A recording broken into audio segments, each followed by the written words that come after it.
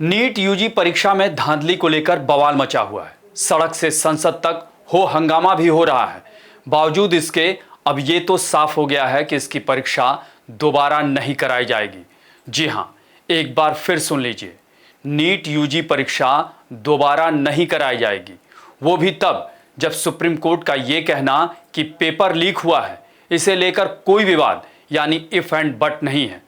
लेकिन फिर दोबारा परीक्षा नहीं होगी और इसके पीछे सुप्रीम कोर्ट का अपना तार्किक तर्क भी है। नमस्कार, मैं अभय राय। आज देश भर की निगाहें सुबह से ही नीट यूजी परीक्षा को लेकर सुप्रीम कोर्ट पर टिकी हुई थी।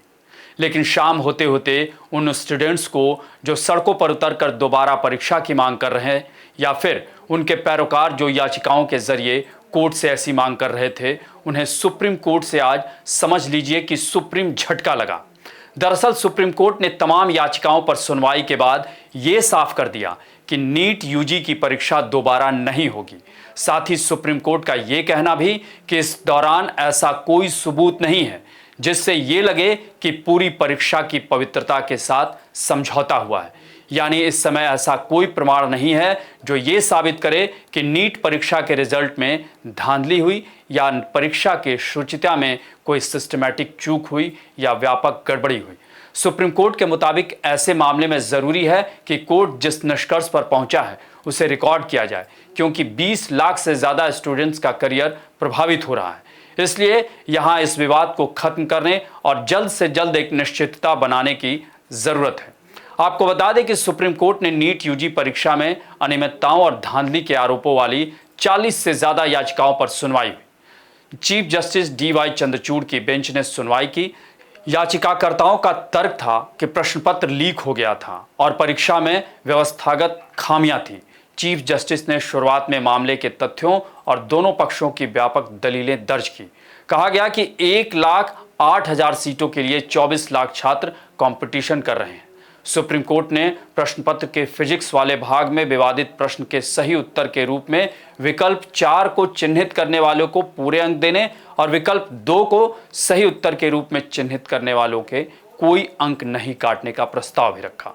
सुप्रीम कोर्ट ने कहा कि जांच CBI को सौंपे जाने के बाद 10 जुलाई, 17 जुलाई और 21 जुलाई को CBI ने 6 रिपोर्ट फाइल की है और बताई गई जानकारी के मुताबिक जांच चल रही है। और अब तक के आंकड़ों के मुताबिक CBI का कहना है कि करीब 155 स्टूडेंट्स को हजारीबाग और पटना के एग्जाम सेंटर से पकड़ा गया, जिन्हें इस फर्जीवाड़े का फायदा मिल रहा था। सुप्रीम कोर्ट ने कहा है कि उनके सामने उपलब्ध तथ्यों के मद्देनजर दोबारा परीक्षा कराना सही नहीं होगा। CJI DY चंद्रचूड़ ने कहा कि धोखाधड़ी वाले छात्रों को अलग किया जाएगा। CBI जांच में पाए गए 155 लाभार्थी छात्रों के खिलाफ कार्रवाई की जाएगी, भले ही काउंसलिंग पूरी हो चुकी हो। जो छात्र धोखाधड़ी में शामिल हैं उन्हें दाखिले का अधिकार नहीं है।